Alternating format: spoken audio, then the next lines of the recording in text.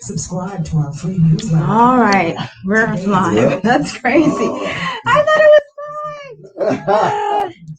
Technology, y'all. No, it wasn't you. I just didn't realize I had one more task.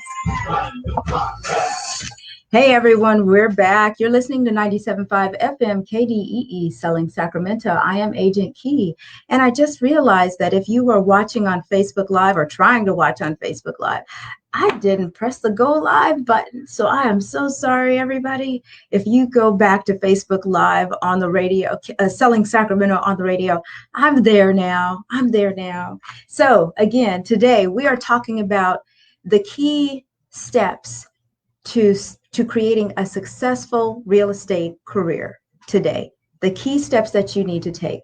And they are fundamentals, being the CEO, the COO, and the CFO. And that's understanding that you are running a business.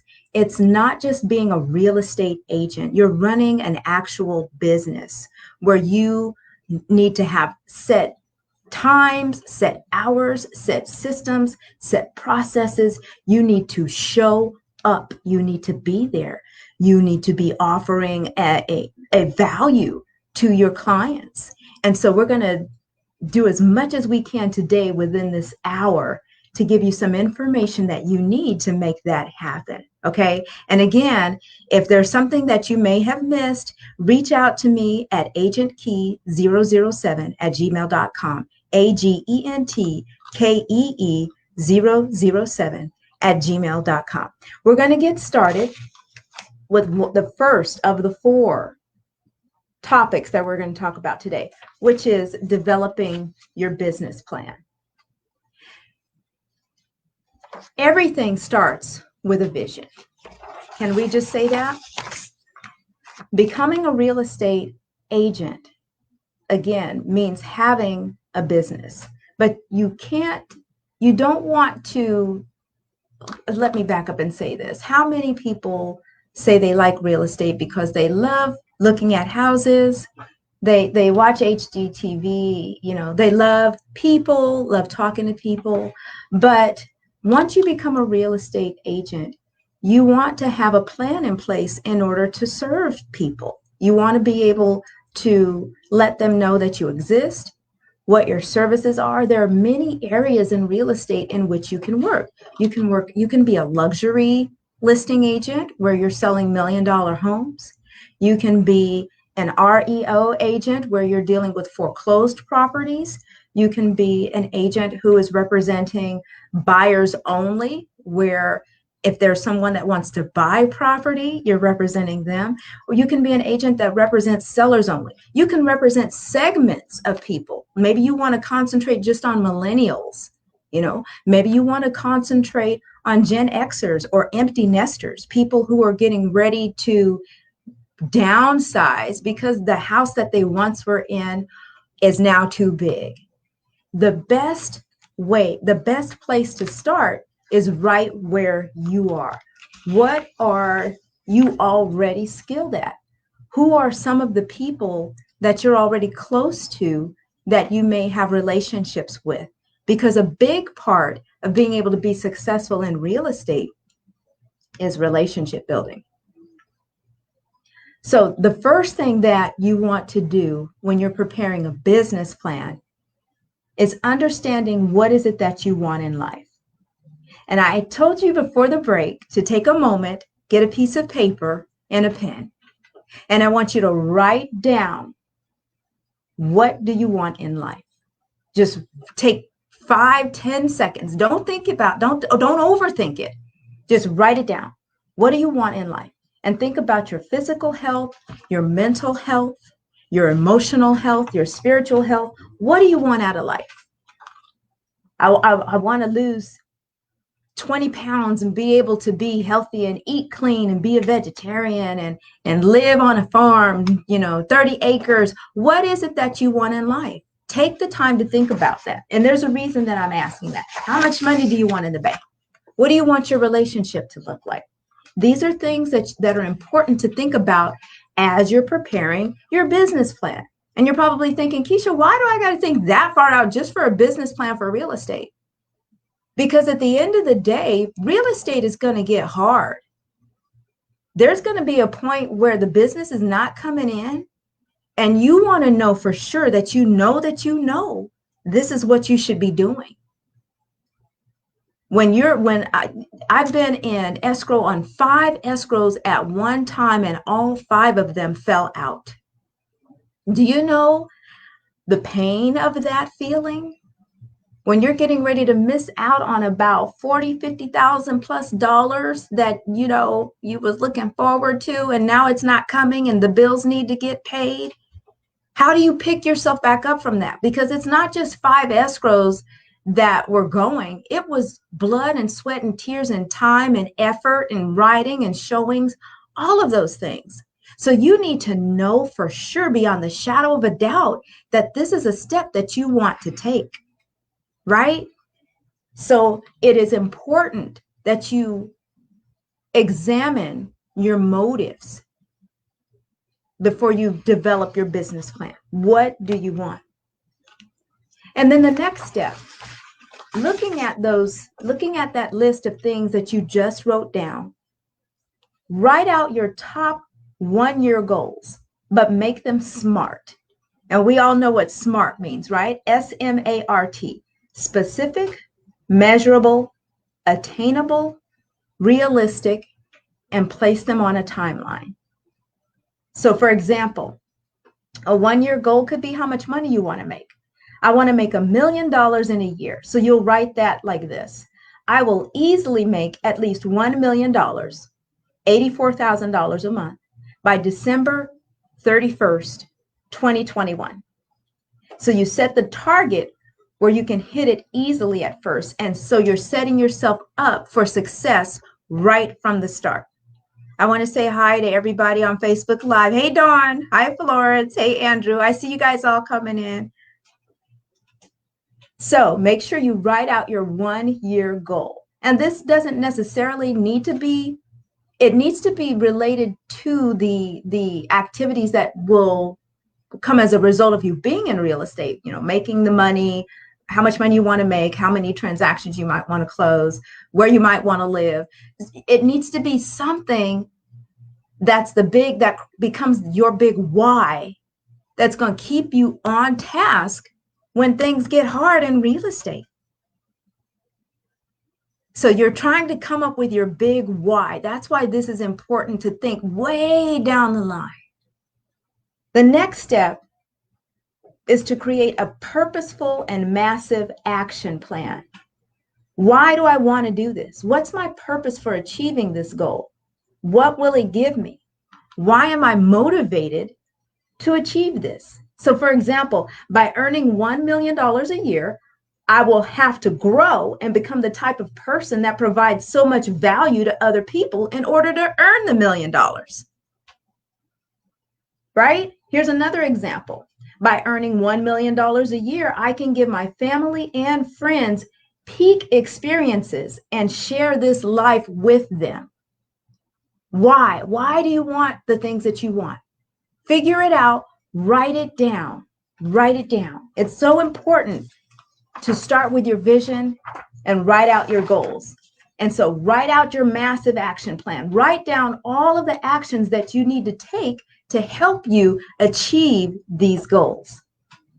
What are the actions you'll need to take? So to make $1 million, I need to create a new coaching program.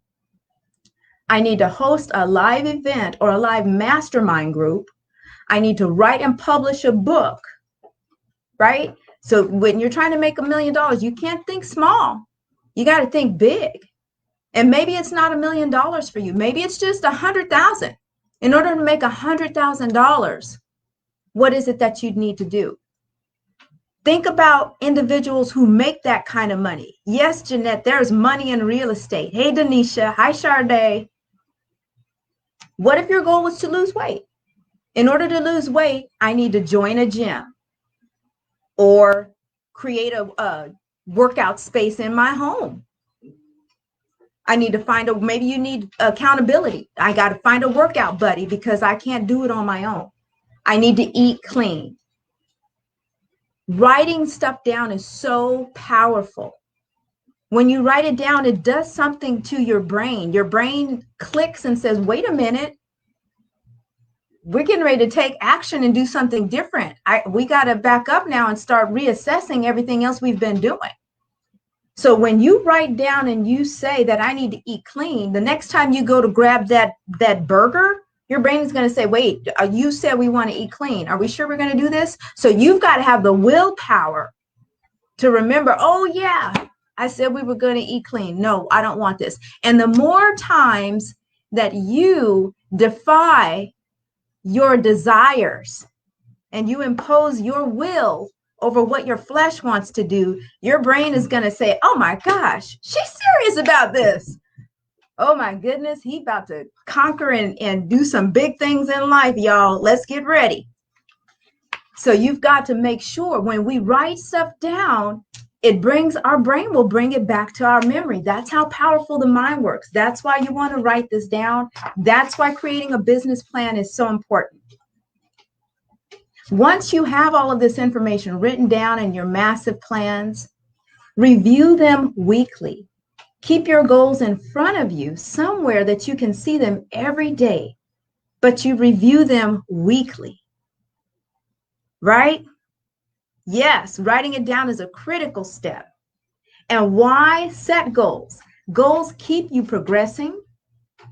Goals hold you accountable. Goals give you hope. Goals make you stronger. Goals help you believe in yourself. Goals keep you focused. And goals make you live with purpose. You're not floundering all over the place. You can wake up every morning and have something to look to. Some mornings we wake up, if we're honest with ourselves, and we don't always feel the best. Last night before I went to bed, I said, tomorrow morning is the morning I got to get up and do my 6-mile workout. 5:30 came and I was still in the bed. And something told me, just get out of bed, get dressed and do it because you got to get this in. I almost talked myself out of getting up. And you know what I did? Y'all know what I did? I just rolled out of bed. I just stopped. I didn't think about nothing. I just literally pushed my body out of bed and just started walking towards my workout clothes drawer and started getting dressed. I didn't allow myself to think about anything because I knew what the task was supposed to be. And I didn't want to talk myself out of having a successful morning. And I completed my 6-mile workout this morning. Right? Do I want to take a call right now? I didn't. Okay, we'll take a call. Hopefully this is legit, y'all. Y'all know how people get. 97.5. So you're calling right in the middle of my show, Selling Sacramento. We are talking about setting business goals for real estate. Is that why you're calling? You want to call the regular line at whatever that number is. And I'm not sure what it is. So, all right, bye-bye. See how that goes? It wasn't for me. Anyway, I'm sorry, you guys. I didn't mean to interrupt you. So taking the time to set your goals today will guarantee your success and your growth tomorrow. Take the time to set your goals. So here's some more about developing your business plan. Now that we've got your main vision written down, now that you have a better understanding of what your big why is, now we're going to shift to developing your business goal. Now you want to determine what your number one main goal is. You start by establishing a specific and measurable goal for your annual real estate sales production for the next year. So typically agents will use objectives like total sales volume, gross commission income, the number of properties that you sell, or even the net income. And it's important that a main goal has a numeric value associated with it so it can be broken down monthly and weekly. So we got to really break this down. Remember, I told you guys, this is a business. Now, if we want to be in business for real, then these are the steps that you need to take. And if you feel like what I just said just went over your head, this is the time for you to decide, do I really want to learn this? Or maybe I don't, maybe real estate is not for me. Just because you don't understand it out the gate doesn't mean that it's not for you. I trade in stocks and options, and I tell you guys, that stuff goes over my head like 80% of the time. But the money sitting in my stock and options account says, girl, you better keep going. You better take the time to learn. So don't be intimidated by hearing this information for the first time.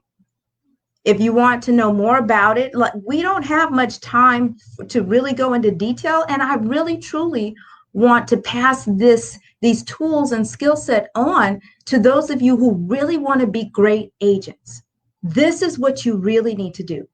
So I am developing a program to help you. So if you don't get it all on this show, you're not supposed to. This is just to expose you to it, to let you know what is required. So for example, an agent that wants to sell 48 homes in a year knows that he or she must close 4 transactions a month. That's also equivalent to closing 1 property a week. This is how you have to think. You want to establish 3 priorities to reach the main goal. And establishing priorities in areas that you, let me back up. So for a real estate business plan to be effective, it must be focused. You want to establish 3 priority areas that need attention over the following year. These priorities should represent some of your more daunting tasks that will require a lot of work and help from others. Your priorities are the big tasks that are always looming in the back of your mind that never seem to get done. And an example might be creating a new agent website, setting up a client database, hiring an administrative assistant, or developing a lead generation planner system. So Keisha, what does establishing 3 priority areas look like for you? My 3 priority areas in my business plan are social media, this radio show, and my SOI. And SOI stands for sphere of influence. So those are the 3 areas that I focus on adding value. Does that make sense? So what are some other areas where you could pick as areas of priority? They could be farm areas. And what's a farm area? A farm area is where you select a neighborhood, maybe right where you live. Maybe the houses are selling between $300,000 and $500,000, and people are selling their houses every 3 to 5 years. You can find that information out. That would be a great area to establish as a farm. And what does a farm mean? It means that you select 100 to 500 houses that you give information to on a regular basis. You door knock if it's lawful to do so. In Elk Grove, it's not lawful to door knock, no soliciting. But I believe in Sacramento, you can still door knock. You leave flyers. You know, when you're at home and you check the mail and you get something and there's an agent's, flyer in their postcard, and they're talking about the house they just sold, or they're asking you if you want a CMA, if you want to know the value of your home. They're farming. They're farming. If you've got billboards, I have a farm area that I don't actively farm, but I have billboards at the corners of those areas, and some of you may have seen them. And they keep my name out there, and probably once or twice a year I get a couple of leads. But as soon as I actually start farming that area, guess what happens? The material that I send out to those neighbors, in connection with the billboards that are up, in connection with other things that I might be doing in the neighborhood, if I'm doing something with the high schools, or, the more they see your name in connection with where they see your face, when they think of real estate, guess who they're going to call? So that's what farming is. You become the mayor of that area. You let them know, and you get involved. If there's an HOA, join the HOA. If there are community events going on, get involved. Be the one to create the community event. That's a perfect opportunity. You want to give back. You want to make sure you're giving. Don't be that agent to get licensed and then you start throwing up all over your Facebook page saying, hey, I'm in real estate. You know anybody that wants to buy and sell? Well, yeah, you and half of everybody else who's licensed. That's not the way to stand out. The way to stand out is to give, be a servant, add value. What is it that you can do? You can create information. There is an appraiser, Ryan Lundquist. He's just phenomenal at creating graphs and charts about the industry. And as an appraiser, he has a blog called Sacramento Appraisal Blog.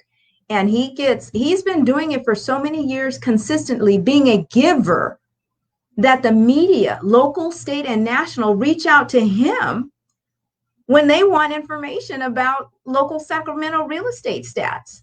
Can that be you? Yeah. If you find your niche and become consistent, that can be one of your priority areas. You guys, we might only get through creating the business plan in this episode because there's a lot to talk about, but I really want you to understand the importance of the business plan. We may have to come back. We're going to come back and do a part 2 next Wednesday, because I really would like for you all to understand and get a grip on the importance of developing a business plan, because there's another piece that I want to talk about.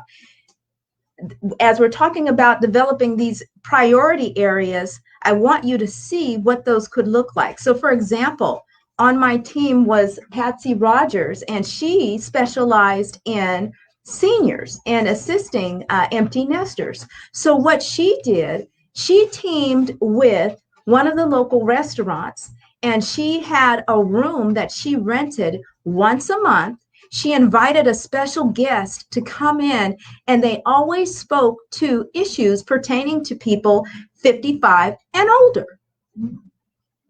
So whatever those things might be, like developing a will and trust, taking care of individuals once they get to a certain age, physical fitness for people beyond 55 plus. I'm just trying to remember what some of the things were that her guest speakers talked about. She even had an estate planner come in and talk about, she did have an estate planner, but I'm thinking of estate sales person that had an estate store, because many times you inherit things or you got to sell something, and some of it might be pretty valuable. So she had this woman come in and speak to her audience. But here's the kicker. She teamed with a vendor partner, whether it was the guest speaker or someone else, to help pay for the room she rented once a month. The individuals that she invited, she allowed them to invite a guest, and she maxed out the capacity at 25, and I think she hit her number every single time. So guess what's happening as she's giving? And this is a free breakfast that she invited them to. She emailed out to her database, hey, here's who the guest speaker is going to be this week for our brunch and learn, and invite a friend, but you got to register in advance. So people jumped at the chance to do that, to get that information. You get a free breakfast, free brunch, and you get this great information, and you get to bring a friend. So there were people always looking forward to that.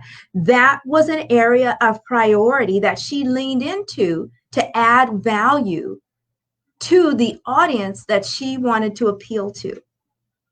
And so she became really known for that. So you can do something similar.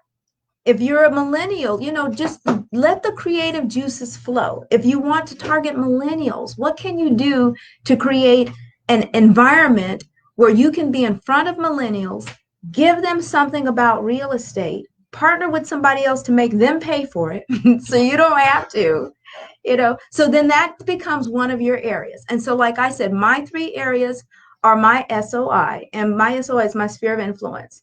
I have them in a database where I send marketing information out to them regarding stuff that might be on my blog, new listings, shows that I do here on the radio, things that have sold. interesting information that pertains to property owners, all of those types of things. I send that out to my database, and it's a database that can actually send videos and images, and basically it just keeps me top of mind to my SOI. And then I also do pop buys. I haven't done them lately because of the quarantine, but before the quarantine, I do pop buys to my SOI. So these are some things that I developed, I call them income producing activities that I outline that get directed towards each of these three areas. The activities that I'd outline for the radio show are what the shows are going to be about. The activities that I outlined, what I say my third one was. So my first one's the radio show. The second, social media. Oh, wow. So with social media, guess where the third one is? I just kind of piggyback and leverage off the radio show. If you go to Facebook, I actually have two social media pages. One is Selling Sacramento on the radio, which is where we broadcast live every Wednesday, this show on air, so that the information remains there and it lives there and it continues to give. It's the social media page that keeps on giving. And then there's another Facebook page that I have called Key Matthews, KEE Matthews. And it is where my co-host Vincent Shedrick and I have developed a new show called Sacramento Core Explorer. And we go to different neighborhoods, and the goal is to shed light on other neighborhoods that, we sometimes stay in our own neighborhood. We don't know what's going on in another neighborhood. We think we're not welcome there, whatever. But Vince and I go, hey, Vince is the one that is all, outwardly. So he breaks the ice with everybody. But going out, we then highlight the properties in the area. I generally focus on a listing that I have in that area. We talk about the activities, the people, the culture, just so that you can see something that you may not have seen before about another part of town that you didn't even know existed. So that's at Key Matthews on Facebook. So those are my three areas of priority. So we're still talking about the business plan. You determined your main goal, how much money you want to make. You establish your three areas of priority. And the next one is that you plan 5 strategies for each priority. And so I gave you an example of what that looks like. The 5 strategies would be, and I'm saying 5 strategies, but you do as many as you can for each priority. What is it going to take for you to make that priority, that event happen? So a priority for me, like I said, is this radio show. I can establish way more than 5 priorities. I can talk about how many shows I want to have in the year, establish that in advance, write them down. I can talk about the shows that I want to have, not just how many, but what do I want to talk about? Who do I want my guests to be? Outlining all of that in advance. What do I want my marketing to look like? Where do I want to broadcast? When this is over, when this show is over, I take the audio and I push it out to a podcast. So I didn't know anything about creating a podcast. I learned from someone here at the radio station who took the time to teach me how to do the podcast. I was a little bit frightened because I was like, oh my gosh, podcast, that's next level stuff. But it was so easy once I actually took the time to learn how to do it. And now it's on autopilot. And someone's on Facebook asking, Letitia Tucker is asking, will this live be saved to your page? Yes, ma'am. As it's being recorded, it's going to be saved to the page. You can come right back to the page and listen to it. So you can get very specific in advance about what these tasks are going to look like. These tasks are also called income producing activities. So every time I take the time to think about my guest list, I am doing an income producing activity. And why do I call it an income producing activity? Because that person, when I get them to agree to appear on the show, they're going to add value to my listeners. That's going to add value to the show. It's going to keep me top of mind And eventually someone is going to circle back to, guess who, when it comes to real estate? Me. And it's going to produce some income. So you want to make sure and vet every activity that you calendar under your priority areas have the potential of producing income. If they are not an income producing activity, you should not be doing them. My goodness, you guys, the time is flying by. The time is flying by. Hang on.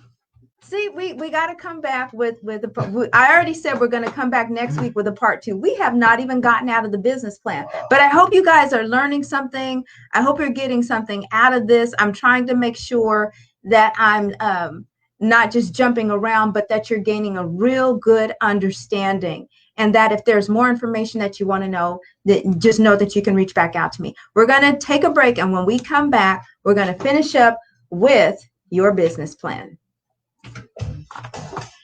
Hey, you guys. Hi, Larry. Great info, Keisha. Thank you, Miss Linda. Hey, Mama. I see you, Mom. Looking like a fitness instructor. Okay. Gracias. I'll take that. Asani, you are welcome. Everything, so sometimes things don't make money in the beginning. So you shouldn't say that because sometimes. That's not what I said. You guys see this? This is someone who always has an opinion, but you can't go on his page with your opinion. Well, I'm not on your page. I'm talking to you private. This is all the viewers. This is everybody. I'm just saying that you should. I just want y'all to hear where it's coming from. So you want to talk about it now? Okay, I'm listening. So, I just think that sometimes, because when you first started this show, you weren't making money. This show costs you money. So I want you to let people know that it costs you money to make money. But you literally, you sponsored your own show with your own dollars. So when you start telling people don't do something if they don't make money, is that what you got out of it? That I said don't do it if it don't make money? Yeah. Well, you said because you did. So I'll clarify that. Yes, I just. Did I literally say that? Yeah, you said. Did I say that, you guys? Don't do it if it don't make money? Yeah, you said if it's not, don't do it if it's not generating the income. No, what my intention was, if it does not eventually, I thought I said if it doesn't eventually produce. No, you income. You said if it doesn't produce an income, you don't want to do it. Did you listen to the show? I just heard the last part. Okay, you heard the last part. Yeah. So this is what I said before you heard the last part. I said, when I take the time. You just turned around.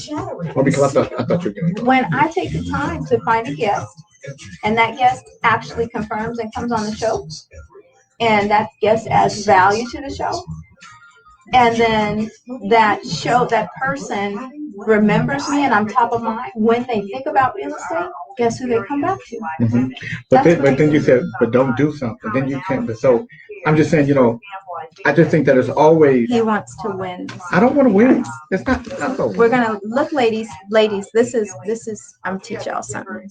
Watch this. You're right.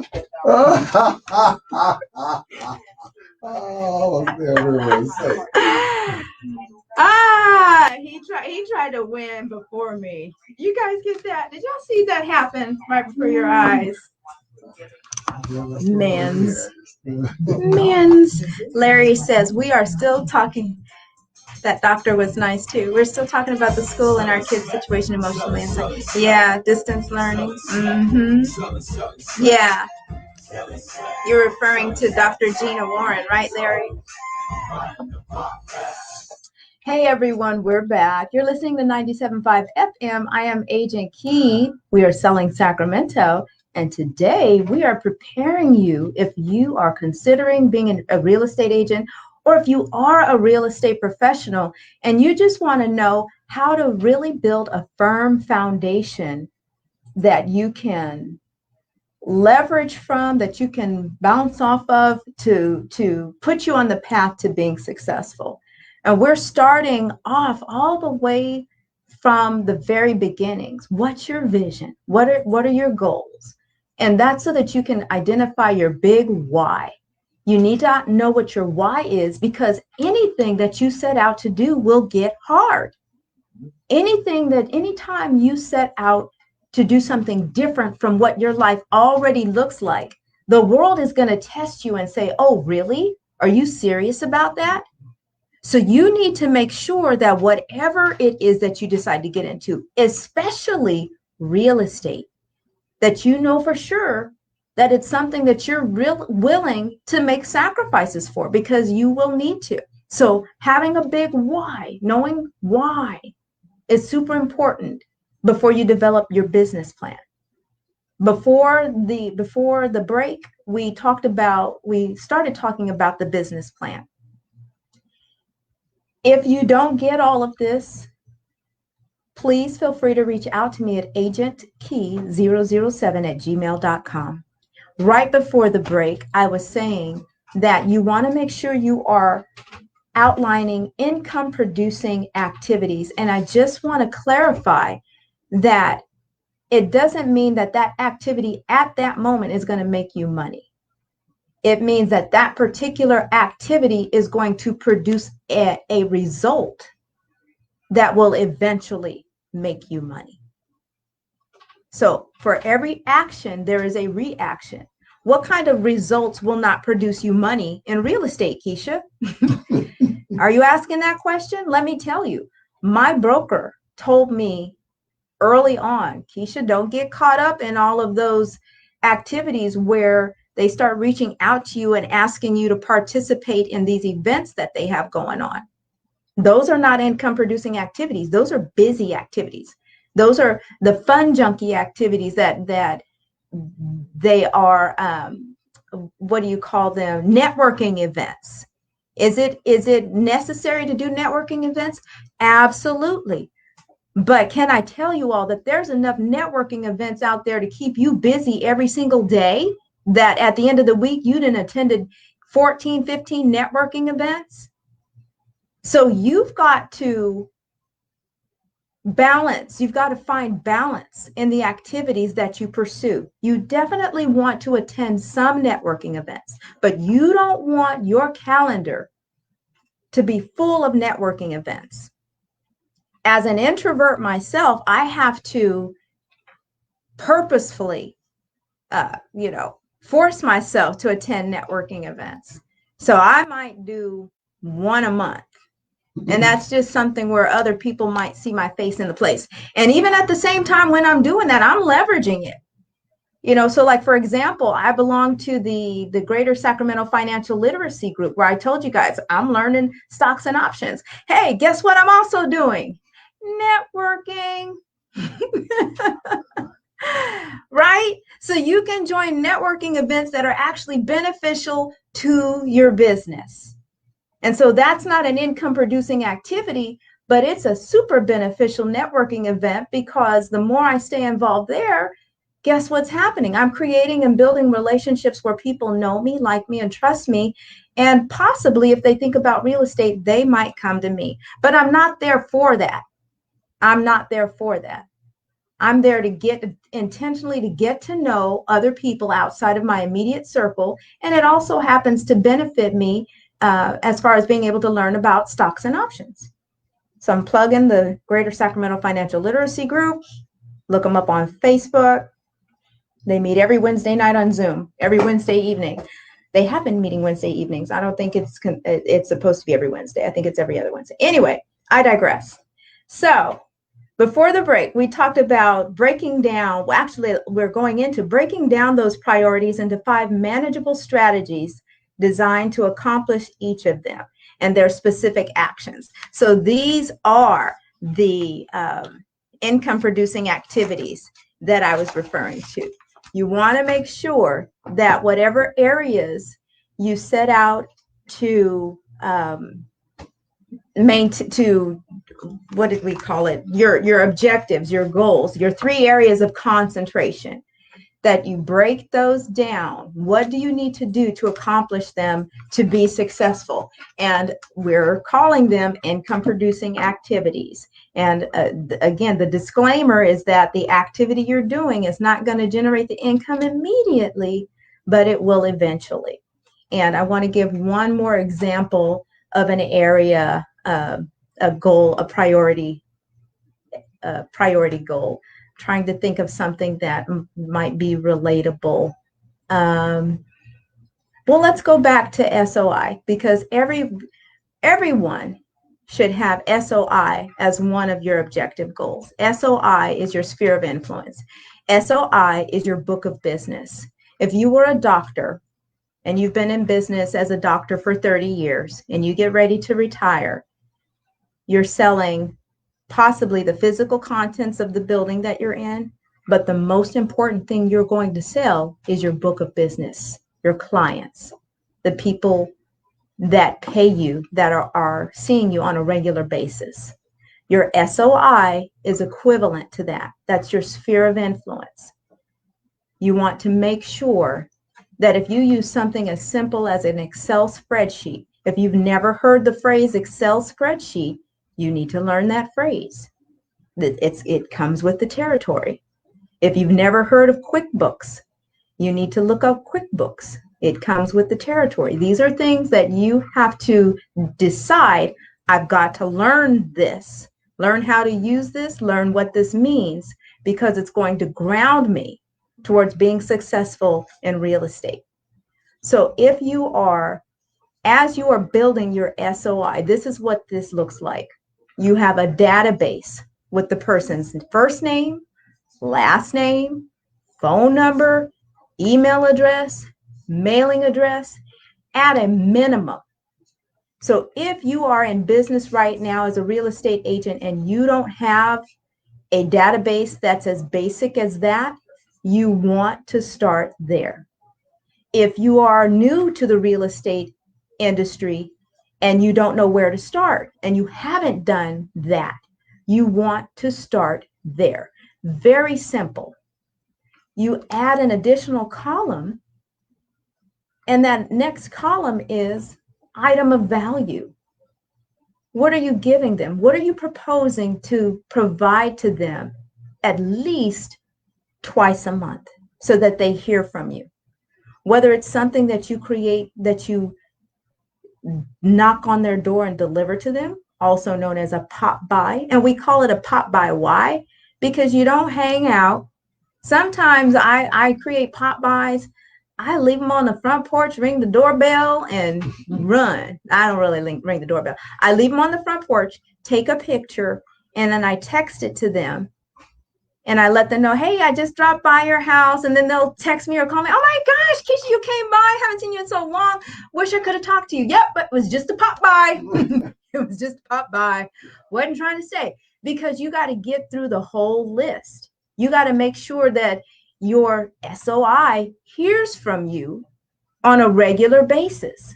So a pop by is just one way. Another way is real estate information. That's your most valuable asset as a real estate professional, is the database, the local information. Real estate is different region by region, city by city, state by state. There is free information available to you as a real estate professional where you can download stats and things, and you can deliver it via email. You can put together a video and give that information to your clients on a regular basis. Those are just two ways. I cannot believe we are out of time. We might have to have 4 parts. This was just the business plan, you guys. I hope it was good information. I'll be back next Wednesday. Maybe we'll just take the month of September to prep everybody to become the best flipping real estate agents in Sacramento. I got y'all. I got my people. I got y'all. Okay? So remember, if you are doing what you were created to do, I will see you at the top. Until next time. Bye, y'all. You know what? You can lateral this into any kind of way. Even though your subject is real estate, I can see where you can lateral it. It applies. Yeah. Yeah. It's business principles. Right. It really is. Hey, you guys, did y'all enjoy that information? You like that, Mom? I'm glad. I'm glad. I can't believe we only got through. We didn't even get all the way through the business plan. Ah, I'm sorry. I know. We went past the time. And we got an extra minute on the top. Oh, right. So I got my minute back. I got my minute back. Okay, you guys, I got to get ready to go. Bye. See you next Wednesday. See you next Wednesday. When stuff like goes like this goes.